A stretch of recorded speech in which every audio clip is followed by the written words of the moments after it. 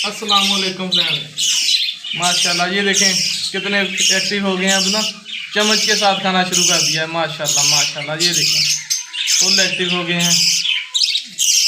कल तैयार की थी, जो फीड कल तैयार की थी वो अब इनको खिला रहे हैं। होममेड फीड थी ना, इसलिए थोड़ी गाढ़ी थी, वो टीके इंजेक्शन के साथ खिलाई नहीं जा रही थी, इसलिए अब ना इनको चम्मच के साथ खिला रहे हैं। माशाल्लाह ये देखें फुल एक्टिव हैं।